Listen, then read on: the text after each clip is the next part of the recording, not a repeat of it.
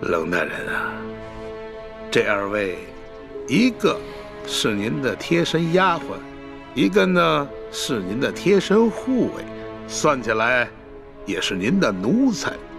可是你今天看看，他们两个竟然敢在公堂之上对本府出言不逊。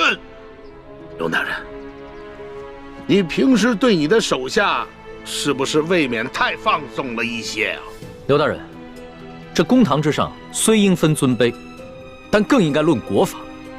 你这个审案的手段，的确让人无法苟同啊！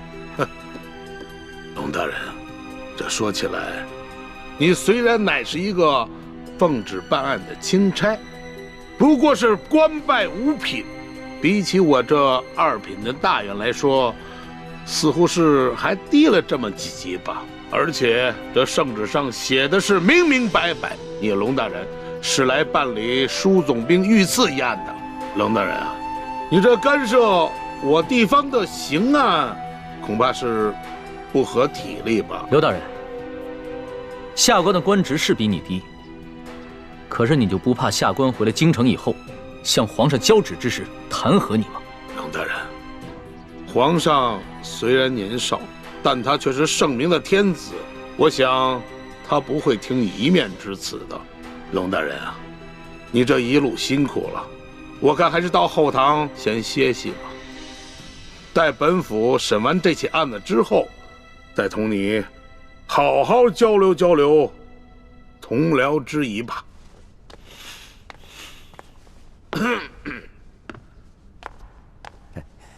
龙大人，请随下官到后堂歇息吧。慢着，你们可知我乃是？龙大人还有什么话要说吗？主子，要不然您把密旨拿出来给刘大人看看吧。密旨？对啊，皇上不是给您下了一道密旨吗？让您调查舒总兵一案之时，顺便督查一下山西赈灾情况以及地方官员官风吗？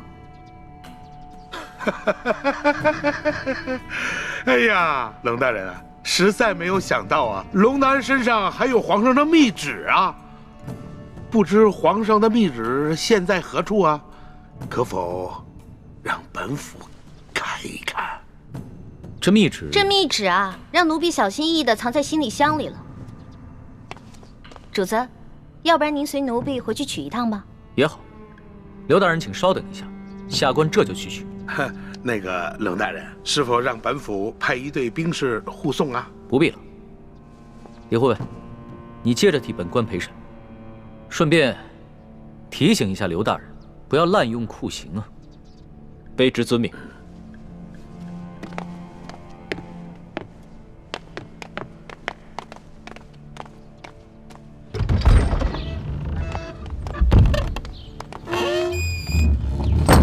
老大，现在怎么办？如果咱们拿不出密旨的话，刘德昭一定会说我们假传圣旨，到时候必定跟我们翻脸，那3个人就死定了。尤其是那个谢大牛，不死也得残废啊！哎，事到如今，只能造一封假的密旨喽。伪造密旨？这个刘德昭身为山西巡抚，又加兵部侍郎衔，乃2品大员。即使他不知道你长什么样，你的字他总归认识吧？老大，你疯了吧？这是我首次微服私访，毫无经验。我没有带上玉玺，也没有带上书写圣旨的龙纹黄卷啊！万事都有变通的嘛，龙小弟。这个密旨肯定不能正式的写在龙纹黄卷上啊！我们把宫里御用的花笺，加上你的御笔亲书，还有玉玺印鉴，拿出来给他看，肯定能唬住他了。不是，可问题就在于没有玉玺啊！我可以帮你搞定啊！我照着你圣旨上的玺印刻一个不就得了？你还会刻章？那当然了。老大，我18般武艺样样精通，医药赌蛊、机关杂耍、金石篆刻都不在话下。走吧。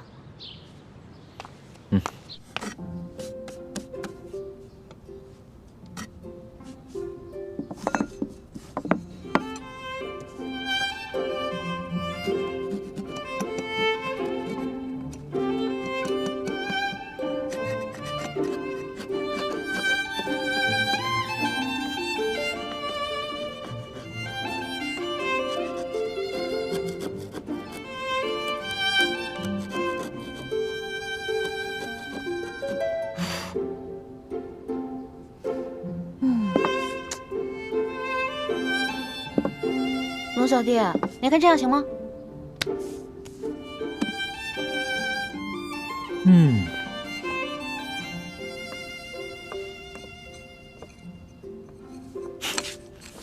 老大，你这个篆刻的功夫果然和你的武功一样，不能深究啊。刘德昭只要仔细一看，就能看出其中的破绽了。切，问题在于他不可能仔细看。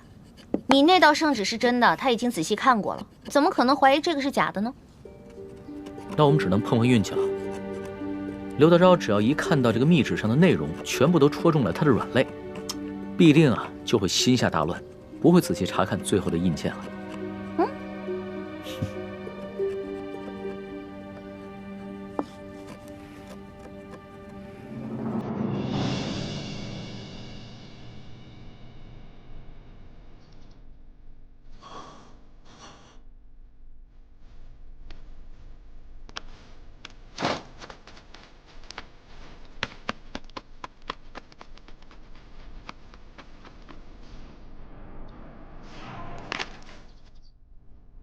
李护卫，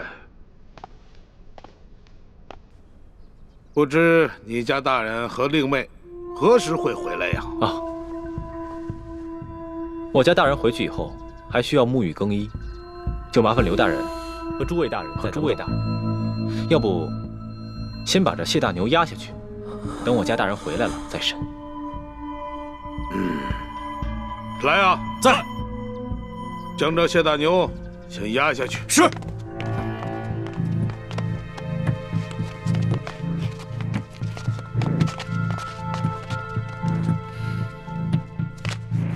李护卫，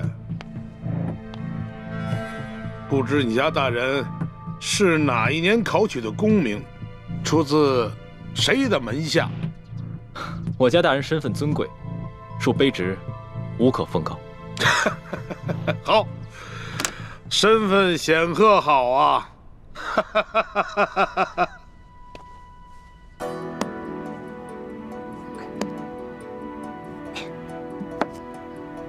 哇，大功告成！龙小弟，怎么奖赏我啊？奖赏？伪造官印已是杀头的大罪，这伪造玉玺是要诛九族的。龙小弟，什么意思啊？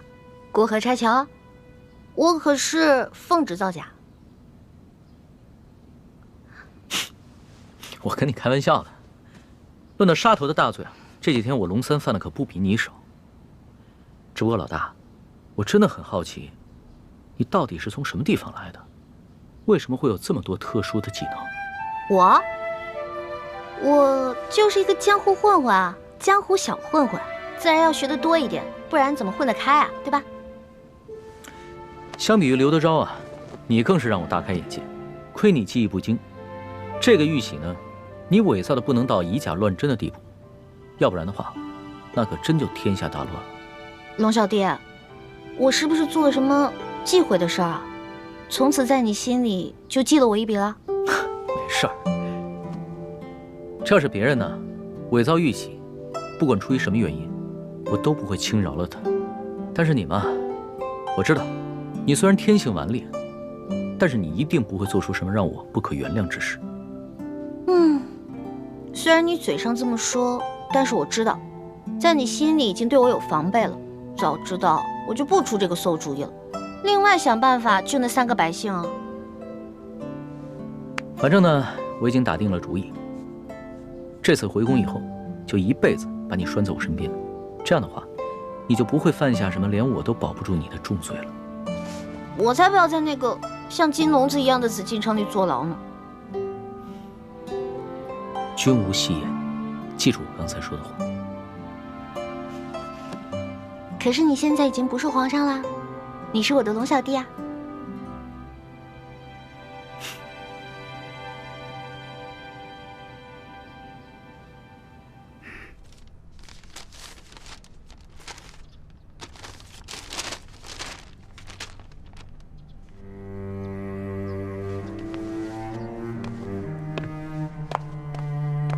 李护卫，待会儿等你家大人回来之后，还请您在你家大人面前替我等多多美言几句啊！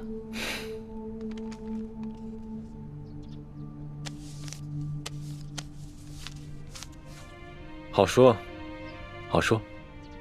多谢。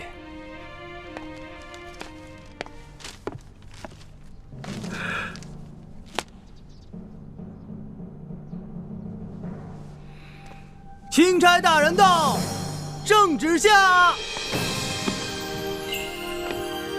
皇上密旨到，刘德昭等一干官员接旨。臣刘德昭接旨。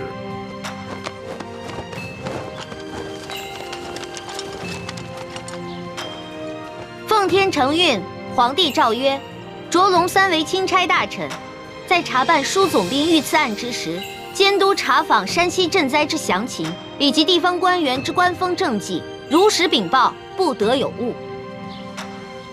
吾皇万岁万岁万万岁！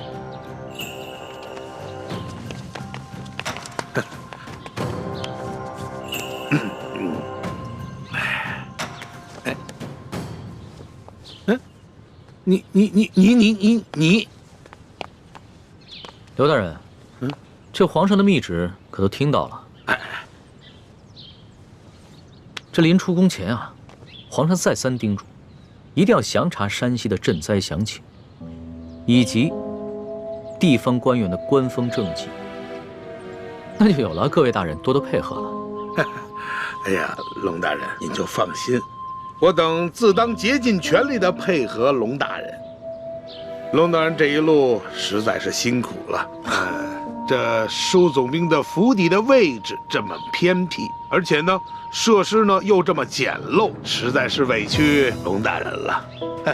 龙大人是这样啊，如果龙大人您不嫌弃的话啊，毕府呢有一个小小的别院，而且环境十分之优雅，出行呢十分之便利。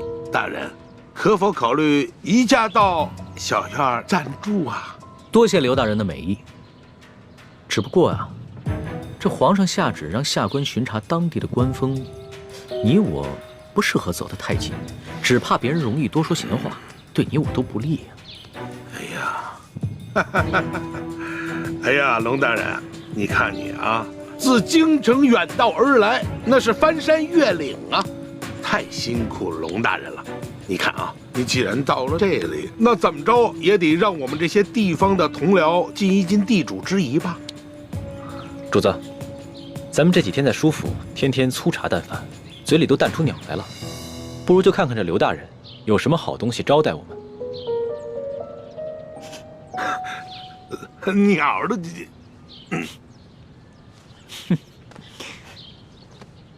行，那就多谢刘大人了。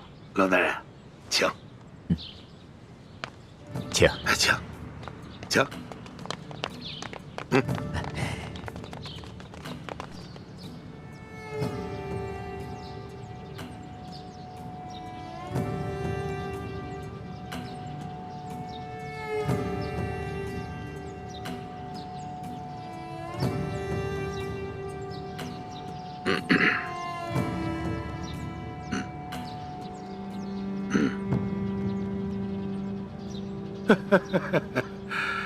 哎呀，龙大人啊，能够来此与我们这帮地方同僚小叙，实乃是我等荣幸之至啊！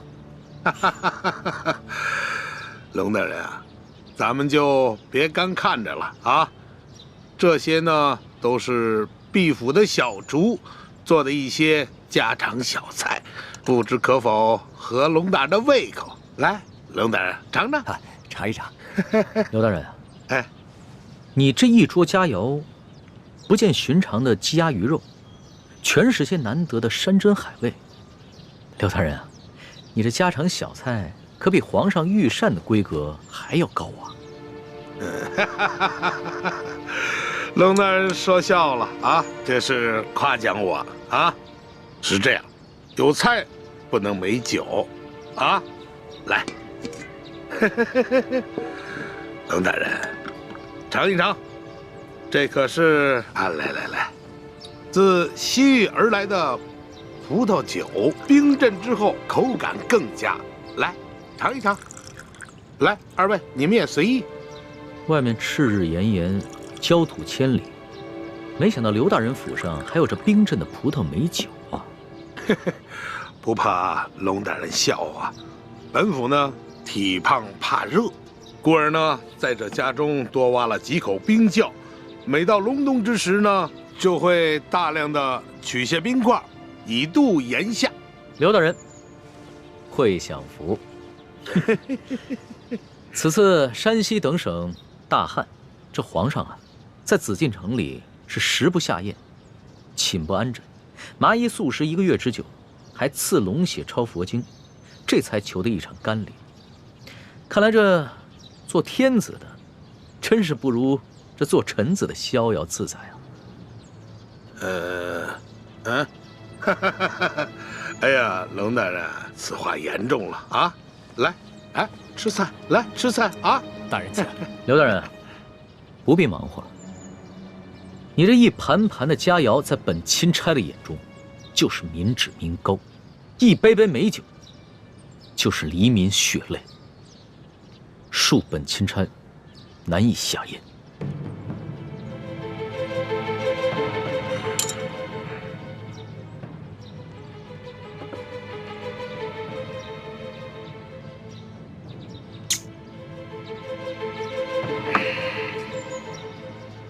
龙大人果然是忧国忧民呐，让我等十分惭愧啊！你有什么话，不妨直说，我等洗耳恭听。刘大人，咱们也不必拐弯抹角了。你我已算是心照不宣，我只要求刘大人做好3件事情。不知哪3件？第一，放了王13等人，还有那日你在你小舅子园外抓捕的那些灾民，全部无罪释放，并加以赔偿。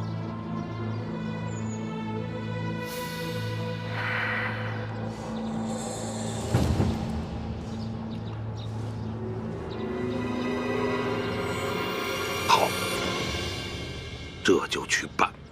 第二，把囤积的粮食全部发放给灾民，把那些借机哄抬粮价、大发国难财的奸商全部都抓起来，严惩不贷。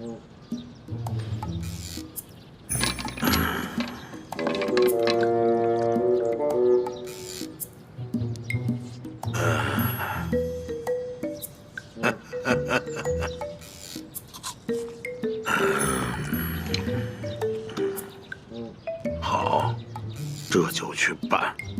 第三，交出赈灾银两的账目，并打开银库，让本钦差一一核查清楚。若有短缺，你等自行想办法补上，然后再跟本钦差一起，把这些银两发放给灾民。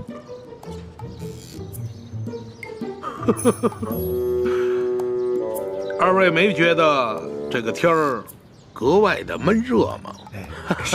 是啊，热得很。好啊，我这就调集人马，即刻就办。刘大人啊，你可不要敷衍本钦差啊！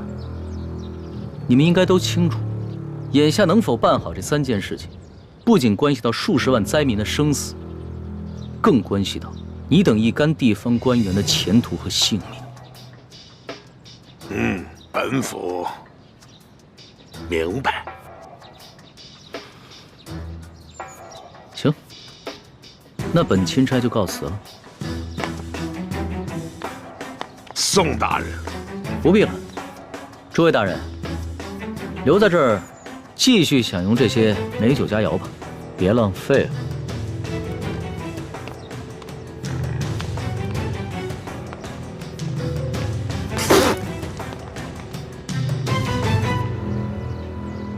一欢，你真是太不知天高地厚了，居然敢刻假玉玺！你知不知道，你这可是犯了帝王的大忌。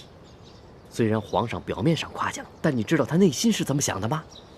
我知道啊，我当时说完就感觉到了，他心里肯定不开心了。可是现在反悔也没办法了呀。叔父，一欢也是救人心切，他一向心性单纯，不明白帝王的复杂心思，现在埋怨他也没用了。本来就是啊，我以为我在帮他解围，而且是他让我刻的。谁知道会这样？猪哥哥，我是不是又办傻事了？是有点傻，但是我不怪你。我们本来就跟康熙势不两立，翻脸也是早晚的事情。好在眼下他跟我们还算是同一条船上的人，就算是对我们起了防备之心，也只能暂时和我们维持眼下的关系。你不必过于自责。从小到大你都这么包容我。哎，你呀，我早晚得死在你们两兄妹手里。哎，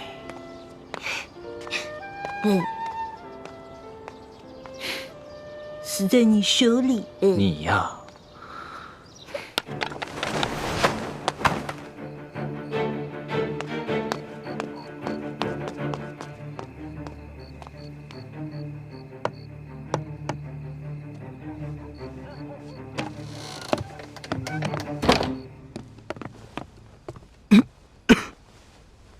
都是因为那夜我下手太重，要不我先用内力替你疗伤。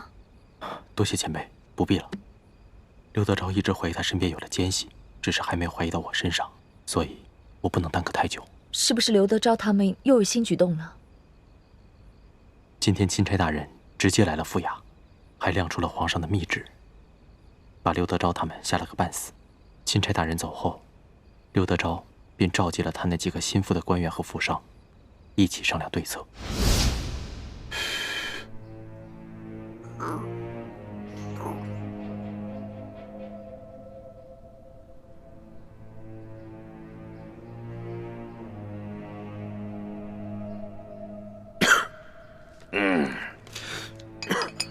小官啊，你们几个脸上那个字儿还没洗干净啊？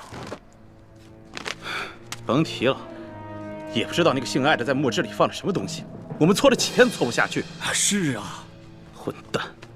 等我抓到了他，我非扒了他的皮。哼，坐着聊啊！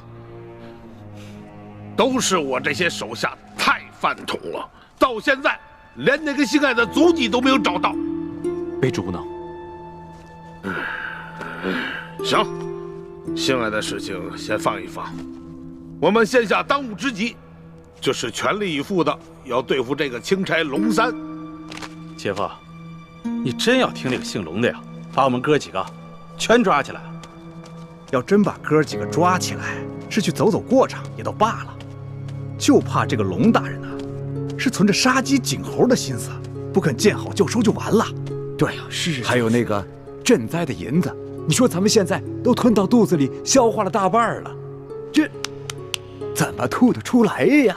哎，吐不出来那也得吐啊，能吐多少是多少，不够的大家伙凑一凑。还有啊，这个龙大人一脸油盐不进的样子，看来是要跟咱们动真格的了。哼，这个龙三到底是个什么来头？我派去京城的探子，到现在也没有给我回话。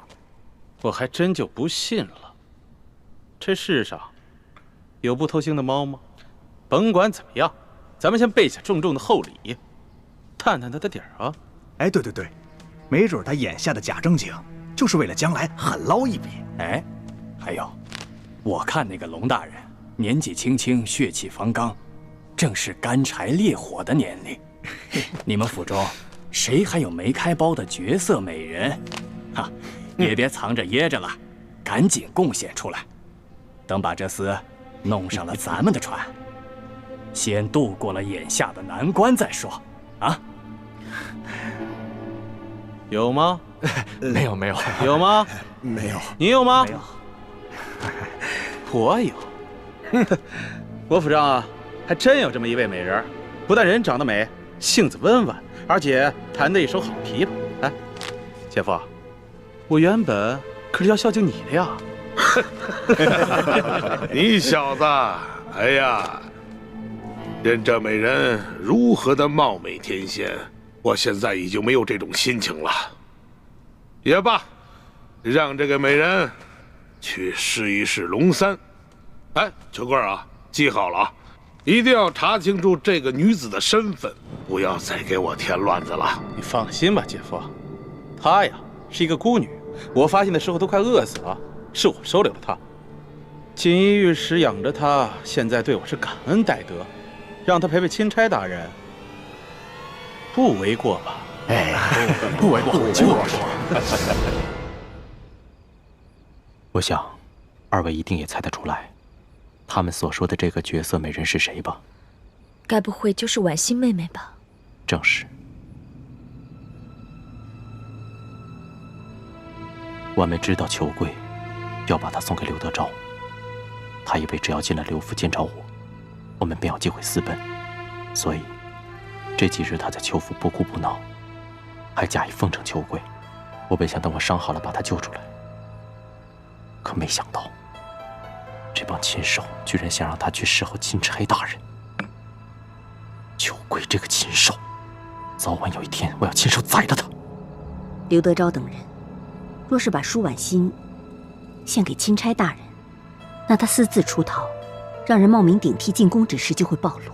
所以我才急着来找你们报信儿，跟你们商量对策，但一直没找到机会，直到现在我才能偷偷溜出来。孟大哥，你还是来晚了。刚刚刘德昭的人已经接走了钦差大人，想来就是要行使这个计划了。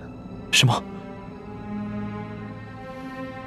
那如果钦差大人识破了婉妹的身份，而你是冒名顶替，那你和婉妹就都麻烦了。眼下之际，也只有我立刻赶去刘府，在舒婉欣被献给钦差大人之前，把她给劫走。好，那我现在就回去，暗中协助你们，希望一切还来得及。好。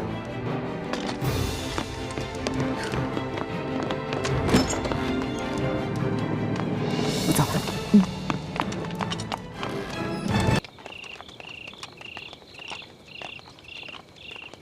钦差大人，我家大人有要事要和大人商量，还请大人独自入厅，随行人员且留在厅外等候。那可不行，我是龙大人的贴身护卫，不能离开大人半步。哎，无妨。刘大人这么晚叫我过来，肯定是有好事，不会有什么危险的。你们就先在外面等着吧。哎，你那件背心穿了吗？主子，跟刘大人有事好好商量，千万别翻脸啊！你这么关心我？哎呀，我知道了，现在还不是翻脸的时候。大人这边走。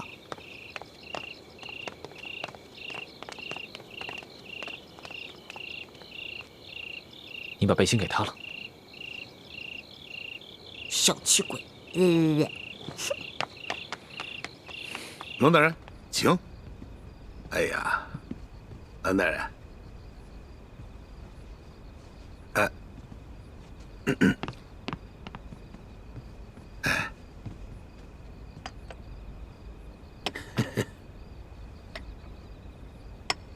赶紧赶紧。是。蓝大人，来，坐。坐坐坐。刘大人，你这私人府邸用度之奢华，丝毫不逊于皇宫啊！龙大人实在是过奖了。这么晚把龙大人请过来，没有什么别的意思，就是想咱们聊一聊私房话，交一交朋友啊。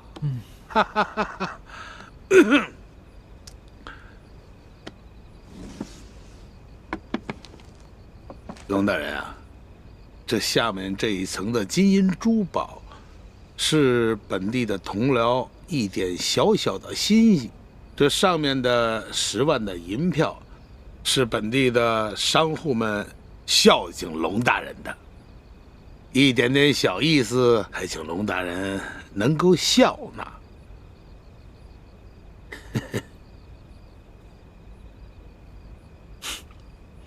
刘大人，这礼我暂且收下了。好。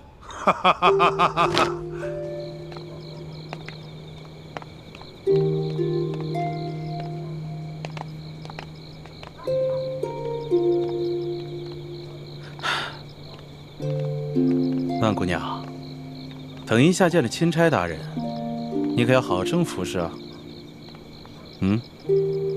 是，裘老板。要是没有裘老板，小女子早就饿得没命了。小女子一定知恩图报。好啊，走吧。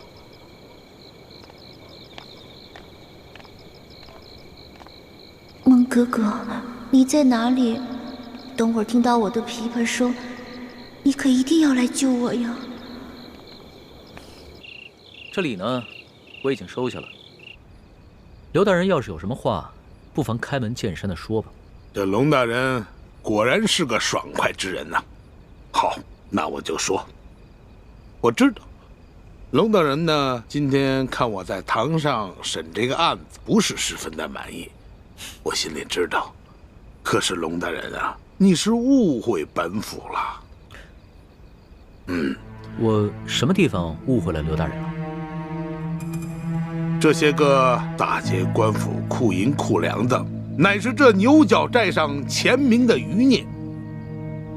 可惜呀，这个牛角寨是易守难攻啊，所以本府呢就抓了3个替罪之羊，在堂上呢对他们是有些枉法裁判了。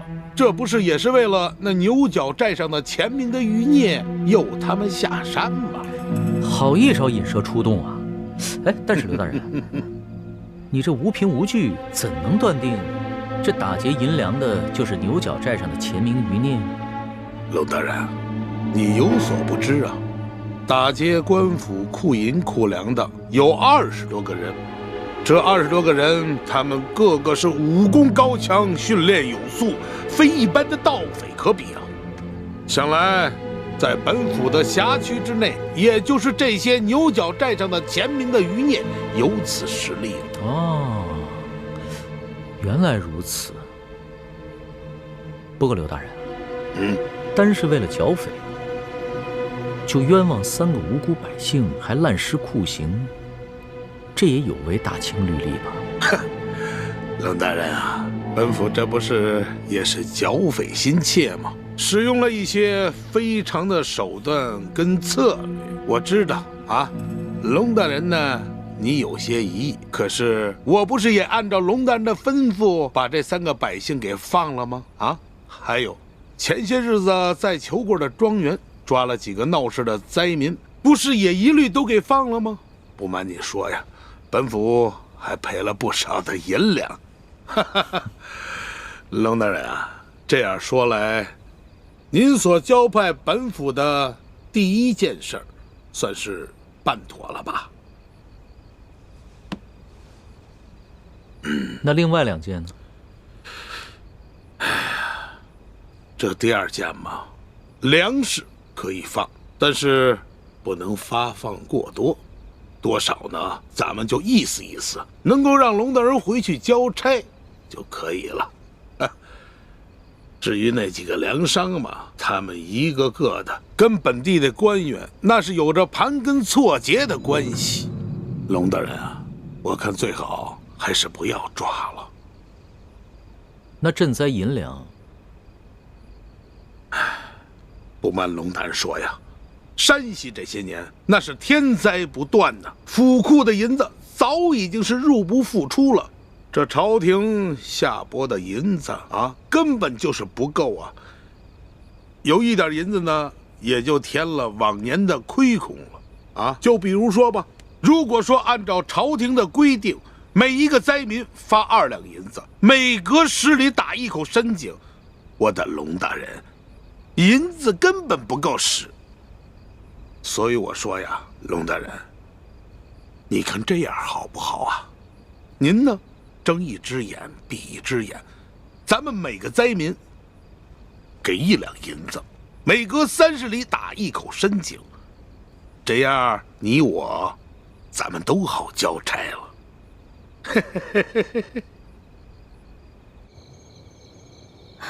朱哥哥，你说这刘德昭单独把龙小弟招进去，到底想干什么呀？还能干什么？肯定是利诱啊！这些蠢货，如果知道他们正在收买的钦差大人就是当今皇上，肯定会吓得屁滚尿流。嘘，那太好了，咱们可以用他们贿赂龙小弟的钱买粮食，然后分给灾民啊。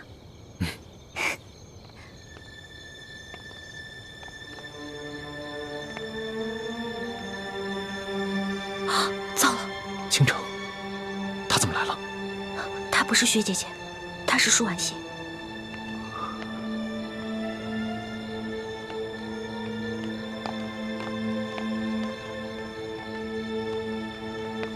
依姑娘，你怎么在这儿？你这几天怎么样啊？我挺好的，有劳依姑娘挂心了。你们不是那个外地客商的仆从吗？怎么会在这儿啊？啊，我们就是钦差大人的随从。啊？哎呦，那小的我真是有眼不识泰山了。前面的事儿，多有得罪啊！二位多担待。这位姑娘，在淮阳村的事儿，那是个误会啊，真的是误会。这位姑娘就是你们在淮阳村抢走的那位吧？哪能啊！万苏姑娘，那我一直是礼敬有加，半丁点我也不敢亏待呀。你要不信，你问她自己。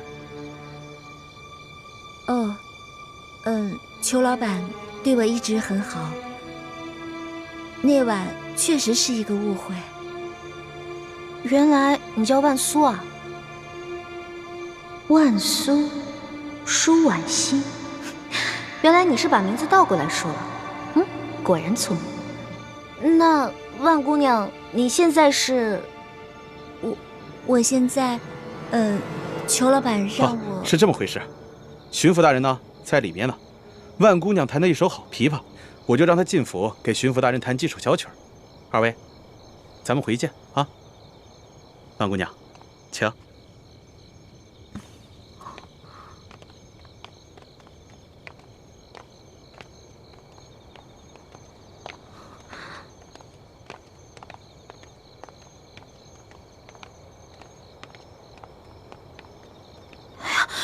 朱哥哥怎么办呀？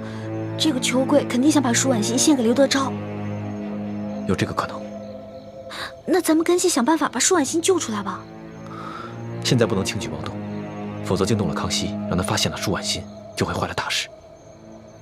哦，对了，咱们去找孟祥和，让孟祥和把舒婉心救出来，最好能马上带她私奔，这样雪姐姐也安全了。不行，距离10年之期还有20天。这个孟祥和很迂腐，他一定不肯提前毁约，一定会坚持到期满之日才带着舒婉心离开。那怎么办啊？不过，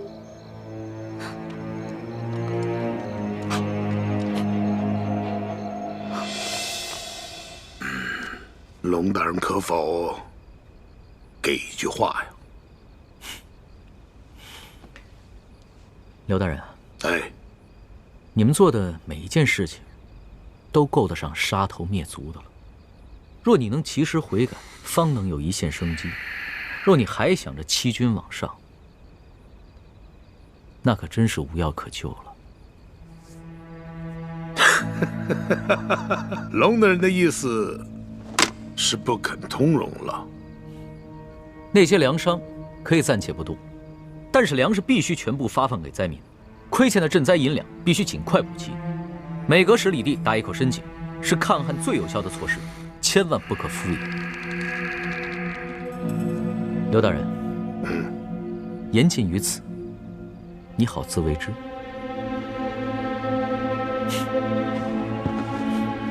慢！什么？他们让舒婉心去色诱钦差大人？不行，我得劝主子赶紧回府，不能让他跟舒婉心见到。且慢，依姑娘不可冲动。刘德昭早有2手准备，如果钦差大人不上钩，他便会马上翻脸杀了钦差，然后再嫁祸给牛角寨上的那些人。我们刚刚悄悄观察了一下，发现这府中已经埋伏了上百名好手，而府外还埋伏了几百甲兵。那怎么办啊？为今之计，既不能让钦差大人见到舒婉心，也不能让那个刘德昭翻脸，那么就只剩下一个办法了。哎呀，龙大人，本府没有别的意思，就是呢，我现在还有一个特殊的礼物要进献给龙大人。什么特殊的礼物？这个礼物啊十分特殊，在我另外一个小院之中，叫逍遥阁。来人呐！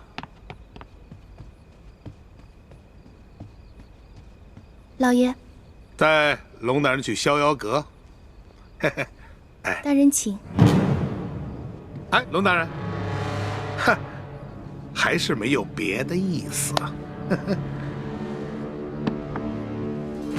给大人拿着。是。龙大人，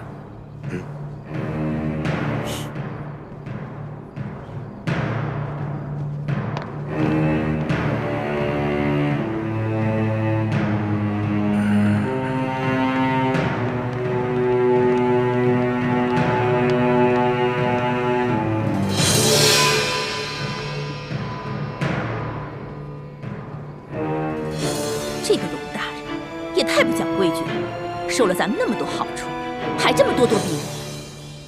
秋桂啊，看来下面就要指望你送的这个美人儿收服这个龙大人了。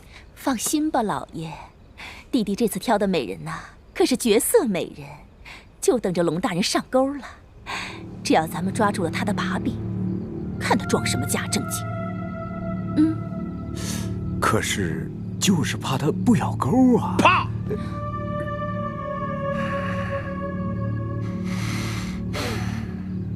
那就一不做，二不休。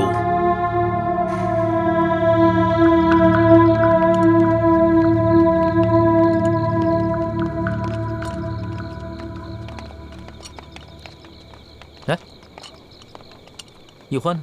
啊，易欢晚上不知道吃坏了什么东西，我让他回舒府了。你先去前面等我。是。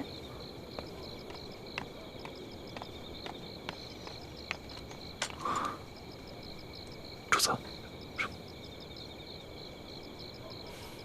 主子千万沉住气，否则今晚我们都不能全身而退了。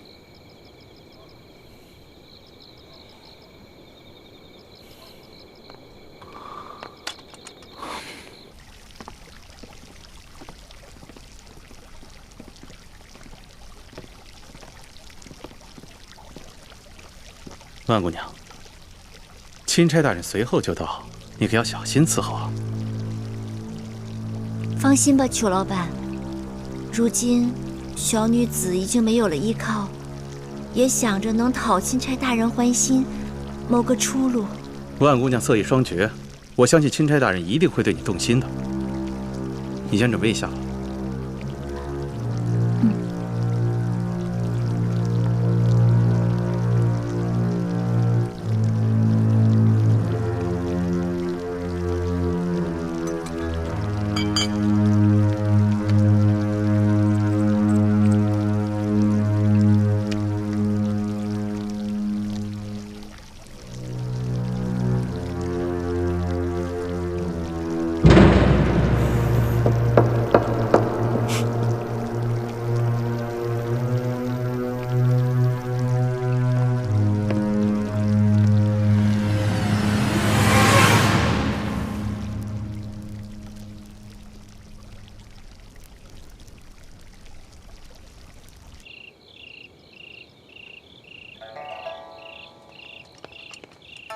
大人，到了。龙大人，这就是逍遥阁了。这逍遥阁建的还真是别致。这琵琶弹得更是动人，本官还从没听过这么美妙的曲子。这逍遥阁内的布置啊，更是别致。曾经有一位京城来的姓张的大人，他一连在阁内住了1个月，都不想出来了呢。这么说，这个逍遥阁是一个能让人乐不思蜀的温柔乡啊。我家大人为龙大人准备的礼物就在阁中，还请龙大人独自一人进屋领取。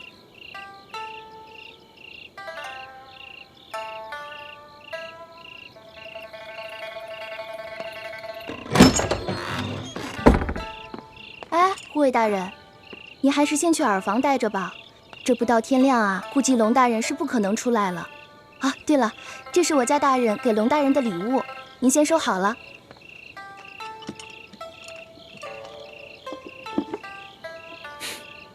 护卫大人，这边请。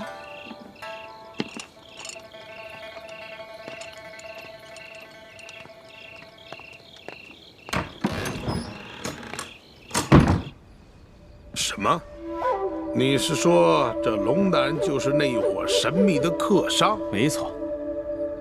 难怪我第一次见到他就觉得此人气宇不凡呢。杨参将跟他发生冲突，我还帮忙拦着来着。也就是说，这个杨八总是被这龙大人一伙所杀了。应该是错不了。其他人没这么大本事，更没这么大胆子。淮阳村那10余个不肯搬迁的刁民，也是被他们藏起来了。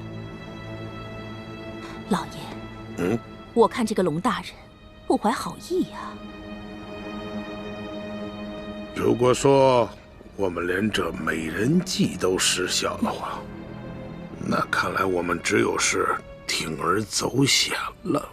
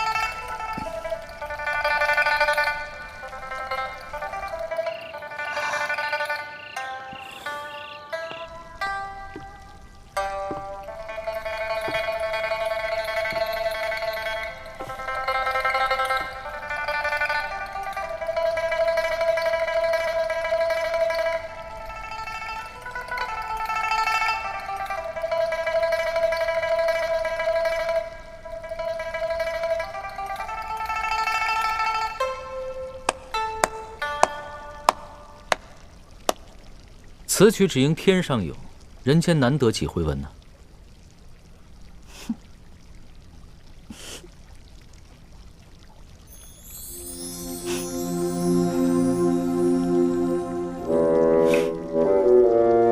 老大，你怎么是你啊？怎么就不能是我呀？我是你老大，当然不能让你中美人计了。祥和，本来你就有伤在身，还未痊愈，本不想辛苦你。可是我看这龙三的护卫个个都是一把好手，一般的兵士不是他们的对手，所以大人放心，卑职的伤不碍事。有你在，我就放心了。一会儿呢，见势不妙，咱们立刻动手。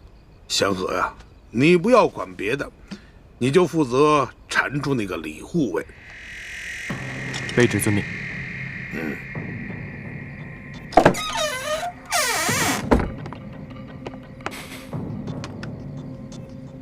老爷，龙大人已经进了逍遥阁了。听到里面有什么动静吗？没有，只听到不断有琵琶声传出，想是龙大人还在听曲子。是。你就放心吧。今天在逍遥阁，我可是用上那催情香了。那东西是青楼专治那些不听话厨的，保证万无一失。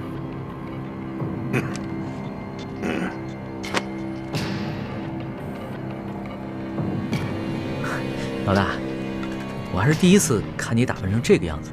平时吧，就知道你刁钻古怪，没想到你还有这么温柔妩媚的一面。嘘，小点声，小心割枪右耳。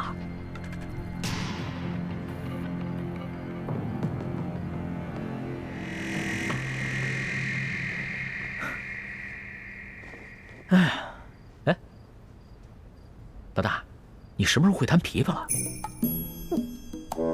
我一直都会啊，我不光会弹琵琶，我还会弹琴呢。我知道你什么都会，可是你不说你什么都学而不精吗？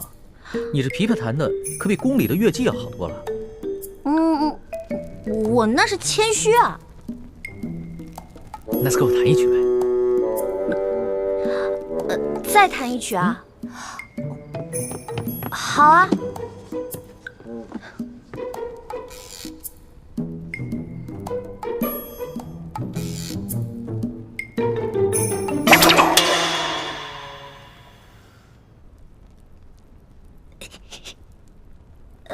哎呀，你看，这个弦断了，弹不了了。怎么这么巧啊？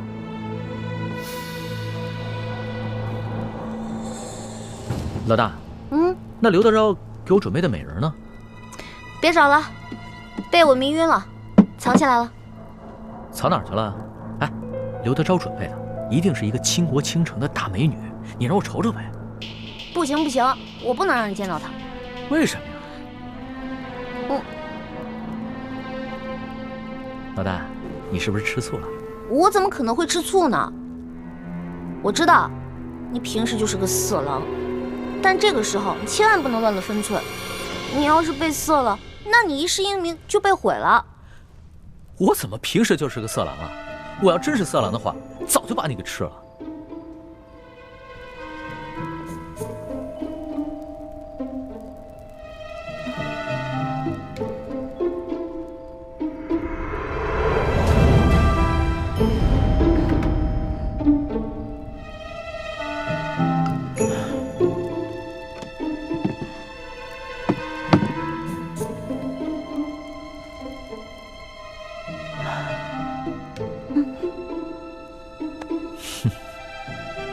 既然你都叫我色狼了，要不然我就把色狼这个名声给坐实了吧。干什么呢？你这是咸猪手，不，咸龙爪，离我远点。什么？强效催情香？没错，这强效催情香药效十分了得，任凭你什么贞妇烈女都抵挡不住。你手上可有解药？没有。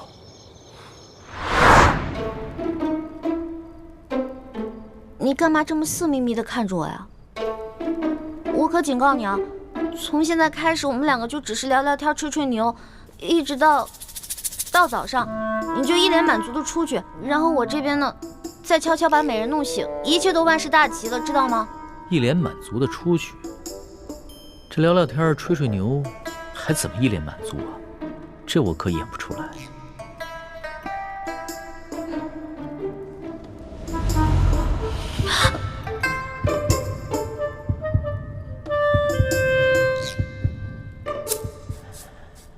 老大，你身上好香啊！那些池子里的花，应该和你身上的味道一样香吧？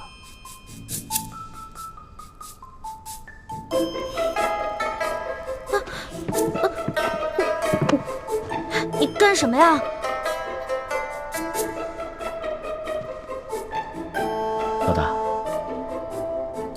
你看这浴池这么华美，长夜漫漫，要不然一起共浴吧？不行！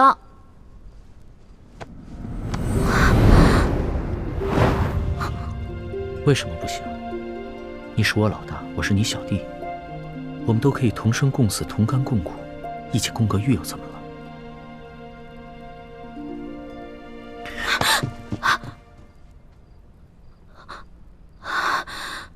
龙小弟，你干什么呀？外面都是人，如果看到的话，看到咱俩就完了。刘府里的人都已经避开了，没有人会发现。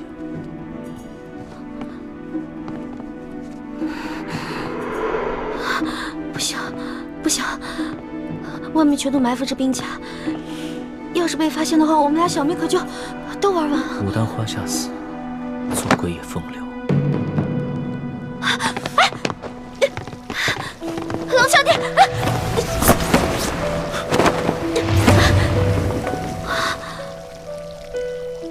想不到这个钦差大人原来也是个色鬼，还好是一环妹妹身手好，要是换了我，就只能以死来保全清白了。真难为一环妹妹。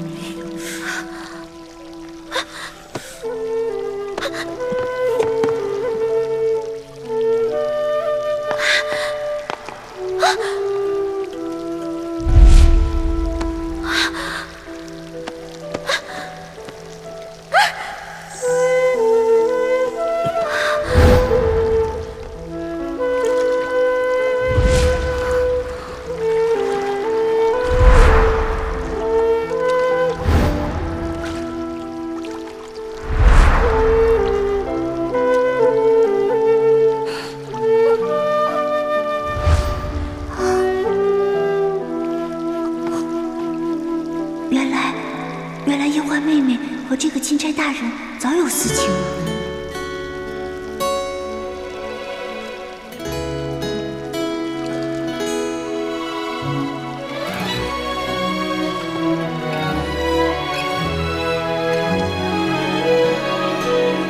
春秋两岸，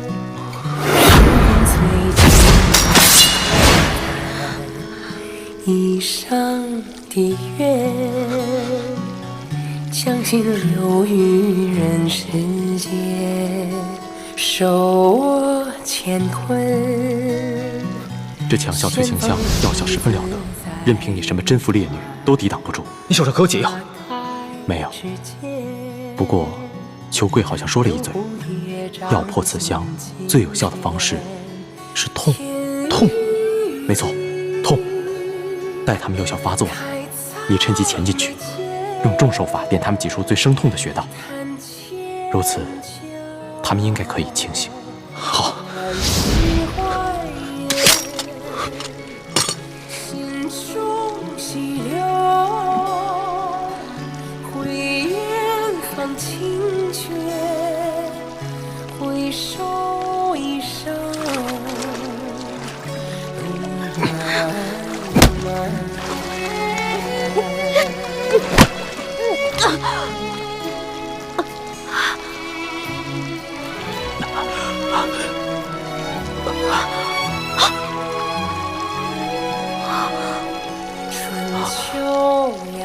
主子，易欢是许配过人家的，不可能跟着主子过一辈子，还望主子克制自己，千万不要一时冲动，做出有损易欢名节之事。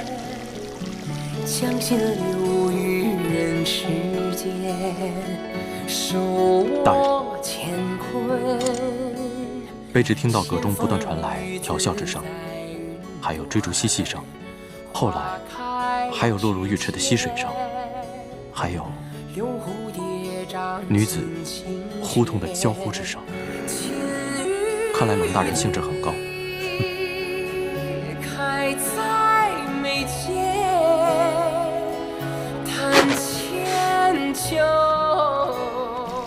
其实我刚才也不知道怎么了。你别再说话了，我们觉得刚才什么都没有发生过。刘德昭在这香炉里放了催情香，你们刚才都中招了。催情香？难怪我刚才只觉得意识模糊，怎么也控制不住自己。我一时之间寻不到解药，只能用重手法点了你们几处痛穴，刺激你们清醒过来。还请主子恕罪。这次多亏了你及时赶到，不然易欢将来只怕会恨我一辈子。欢妹，你刚才也中了催情香，才会乱了神智，我不怪你。但是你要记住，你可是有夫之妇，千万不要做出玷污我们李家门楣之事，否则我永远不会原谅你的。你更不要害主子落下一个夺人之妻的恶名，有损他的威严。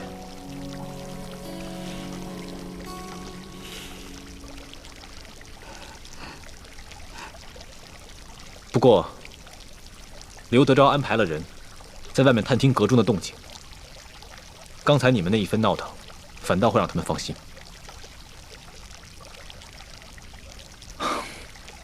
你们现在都已经清醒了，我也得赶紧离开了，免得被他们发现，坏了大事。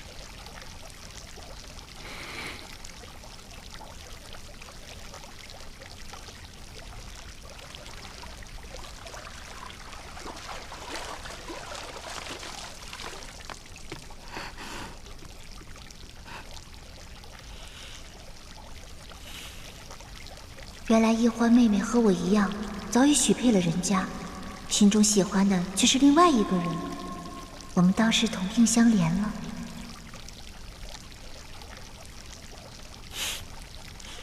你现在的样子，哪里还像我的老大？你不说话，没人把你当哑巴。若是不说话的话，岂不更尴尬？其实，就算刚才发生了什么，也没事，大不了你先退婚，然后再嫁给我。呸呸呸！狗嘴里吐不出象牙。老大，龙嘴里自然吐不出象牙，只能吐出龙涎。我说的都是认真的，你不妨再考虑考虑。你要再胡说，我不理你了。好，那咱们说点正经的。李建清真的是你哥哥吗？他当然是我哥哥。你问这个干嘛？亲哥哥。亲哥哥，如假包换。可是他刚才看见我们在水里那样，他的神情反应很不对劲。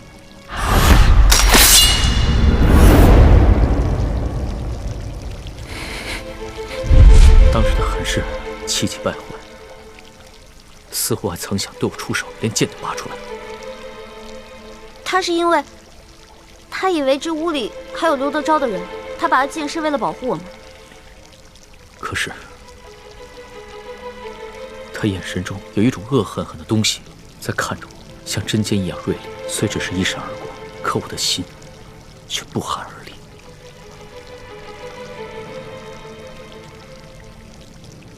原来龙小弟，你也有这么胆小的时候啊？可能吧。如果不是你说他是你的亲哥哥，我还以为他是你的未婚夫呢。你看你，越说越离谱了。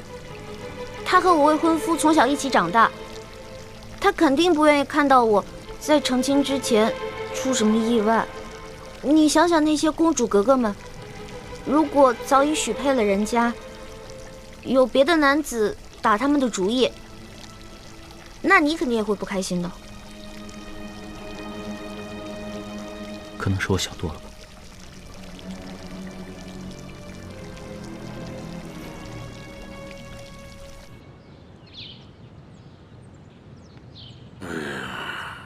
怎么还不出来呀？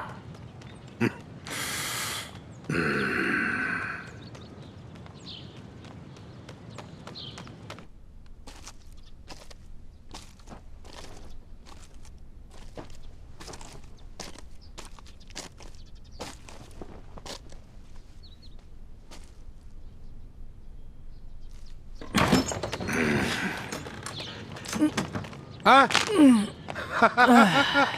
哎呀，龙大人真是春风满面呀！啊，哎，对于下官送的礼物可还满意呀？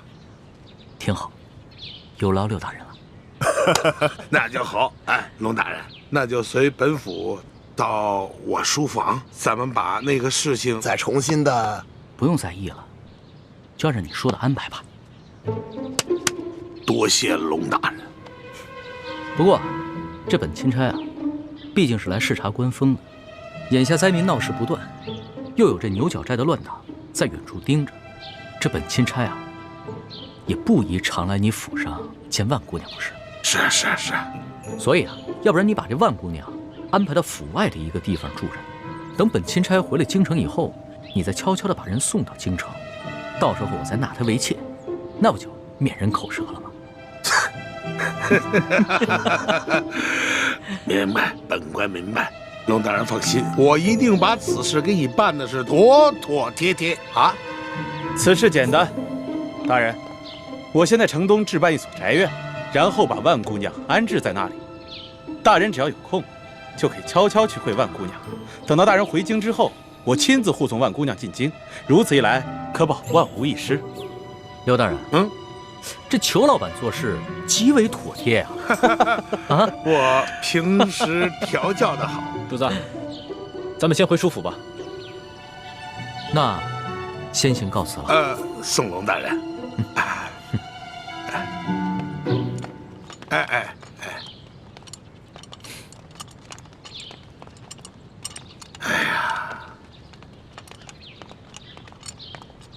贵儿啊，看到了吗？原来此人的弱点是好色呀。亏了你那儿有一个美人万苏，否则这一关真的难过呀。事不宜迟，我将给他置办宅院，再送几个丫鬟给他。这件事儿就算是大功告成了。哎，然后让孟祥和把万苏姑娘赶紧送过去。不瞒你说呀，我是真没想到啊，这万苏姑娘如此厉害，就一晚上就把这个龙三这个假正经让他现了原形了。撤！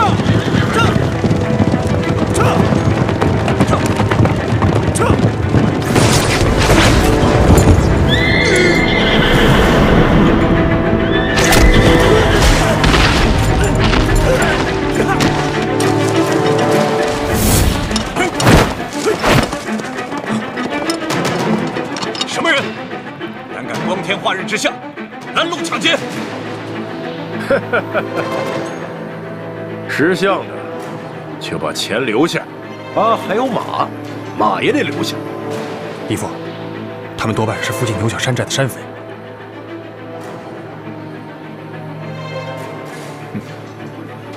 各位好汉，我们这随身携带的钱财物品可以留下来作为买路钱，不过因为我有要事在身，需要马匹赶路，可不可以把马留给我？还请高抬贵手。哼，讨价还价，好啊！你们今天要是不把马留下，老子让你们命都留下！哎，各位兄弟，有话好说吗？既然这样，那马就留给大家，钱财马匹都留给你们，放我一条生路。哼！怎么了？你不是说好了只要钱财吗？哪三，给我出！拉住他们！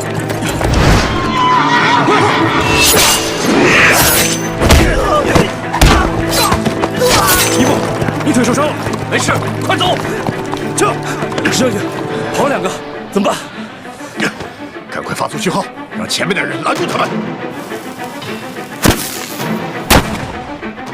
走。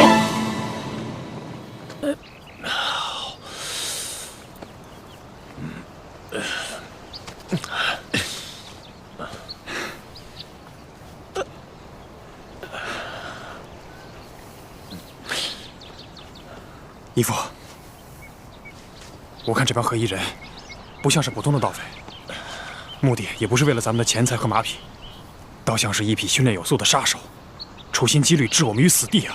是啊，他们好像很了解我们的行踪，特意埋伏在我们通往玉八赞营地的必经之路。难道我们的行踪暴露了？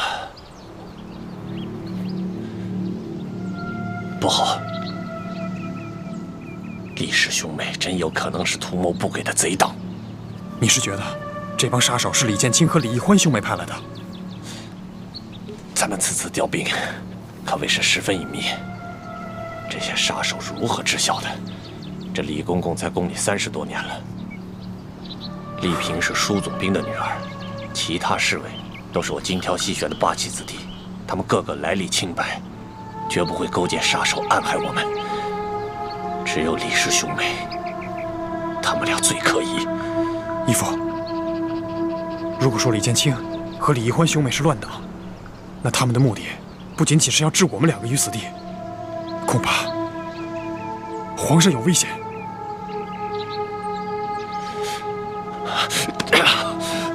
都怪我！我不该听皇上的，什么还要去调兵？我应该死谏皇上，让他赶快回京才对。现在也没有办法，那我们该继续调兵，还是回去见皇上？他们跑不了太远，快跟上！不好，我们快跑！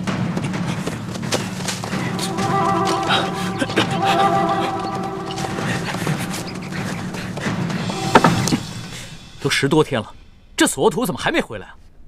不会出什么事儿了吧？呸！乌鸦嘴！主子别担心，我已经安排2个侍卫兄弟去打探消息了。也不知道这索额图什么时候能回来。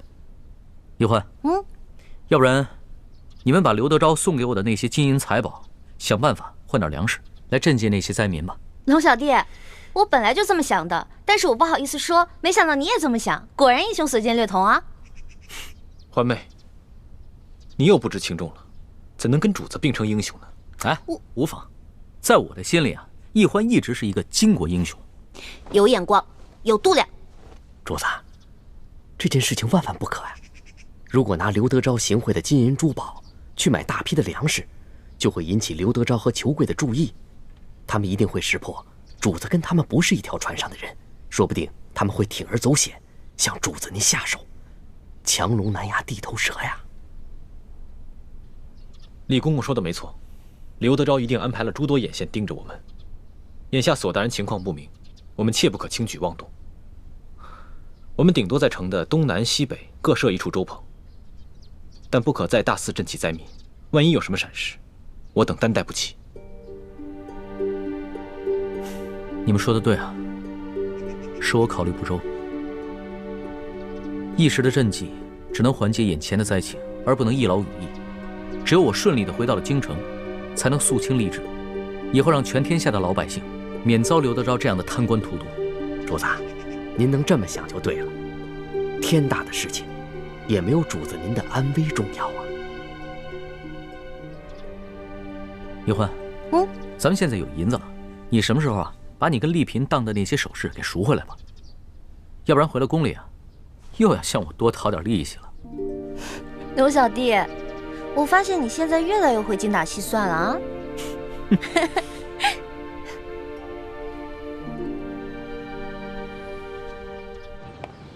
裘贵啊，这龙三那里现在有什么异常啊？没有，他就是在城里多设了几处粥棚，然后12个时辰不间断的施粥。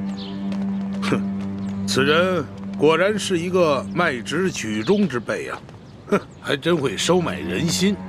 哎，万苏那里他现在去的勤吗？哈，勤着呢，每晚都要去2个时辰。只不过他不在那里留宿，最多每天3更他就离开了，而且每次去的时候都是先穿着便装走后门。他跟万苏幽会的时候，除了那一个丫鬟，就是李护卫，其他的人也近不了身呢。看来此人是一个小心谨慎之人，难怪这年纪轻轻就可以爬到如此高的位置，还受到了皇上的宠信，做到了钦差，后生可畏啊！有什么后生可畏的呀？他现在是财色兼收消停，想想他当初拿枪做事的样子，我就恶心。哼，恶心，恶心什么呀？如果这个龙三他不好色的话，我们拿他还真没办法。哼。